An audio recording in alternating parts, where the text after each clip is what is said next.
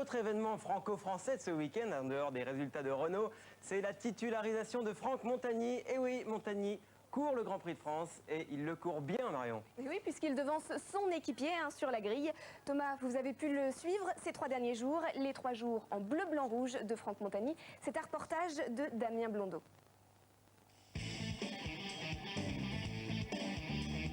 La nouvelle n'est tombée qu'en début de semaine, Franck Montagny va disputer le Grand Prix de France. Alors, quand il se présente jeudi à Manicourt, le seul Français dans la course est attendu de pied ferme.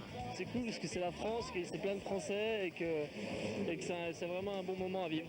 Vous en avez peut-être pas besoin, mais est-ce que ça donne une motivation encore supplémentaire pour ce week-end? Ouais, ça donne vraiment un petit coup de boost et puis ça fait du bien d'avoir des supporters.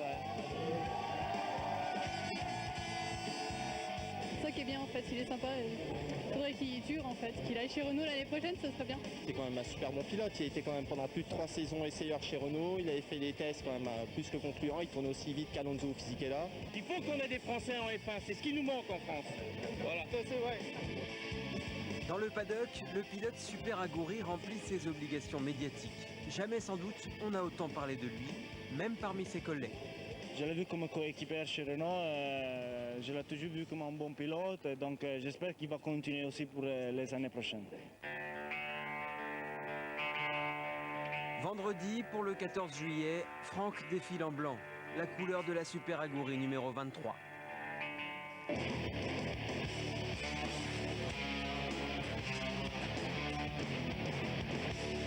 Pour une fois, Montagny peut travailler sans ennui sur les réglages de sa voiture. Dans une petite loge, 2 étages au-dessus de la piste, son père Jean suit tout ça de très près. Le clan Montagny est rassemblé derrière son champion pour ce rendez-vous si important. Et dès qu'il le peut, Franck file dans la loge. La famille qui arrivait, tout, des amis, tout ça. 10 minutes, c'est pas long, quoi. C'est juste en dessous, donc ça va, c'est facile. Le timing est serré pour vous? Ouais, il est assez serré ce week-end, mais bon, c'est bien, ça change un peu. Ça fait boum boum hein, quand on voit Montagny marqué partout, c'est évident que pour la famille c'est sympathique. Après, on est des passionnés de victoire dans la maison, donc là on sait que c'est pas trop possible, donc on est un petit peu frustré, mais c'est tellement beau d'être en F1 et d'être là qu'on est très très content. Le but c'est de se faire plaisir, et puis je lui le dis tout le temps, fais-toi plaisir, donc oui, ça fait plaisir. Et Franck Montagny a écouté les conseils. Il a bouclé une trentaine de tours pour la première journée du Grand Prix de France. Je pense que la voiture est à peu près bonne et on a bien sûr pas mal de travail à faire encore sur l'auto. Elle est difficile à conduire tout le temps, mais ça devrait aller. Hier matin, le pilote français a une idée en tête, devancer son équipier Takuma Sato, son unique référence.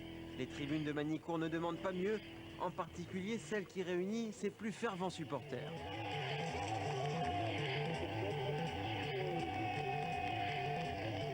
Ne pas titulariser Franck Montagny en Formule 1 nuit gravement à la France. En plus des fans, Franck Montagny et la fédération ont invité 500 étudiants en grandes écoles pour faire aimer la F1. Entre Olivier Panis et Franck, aucun pilote français a accédé à la F1. C'est par manque et de soutien financier, parce que c'est du bise, mais surtout aussi d'intérêt. Dans l'après-midi, Montagny atteint son objectif, il signe le 21e chrono. Un résultat modeste, oui, mais il ne peut pas en demander plus à une voiture très loin des meilleures. Et surtout, il a battu son équipier japonais. Je suis assez content du résultat. Pour une fois, on est devant Sato et en plus c'est à la maison, c'est en France, quoi, donc c'est cool, quoi, c'est pas mal. 2-3 dixièmes d'avance, donc c'est bien. Tout à l'heure, le pilote français devra saisir la moindre occasion de se mettre en valeur pour que l'expérience avec Super Aguri soit un tremplin, pas une impasse.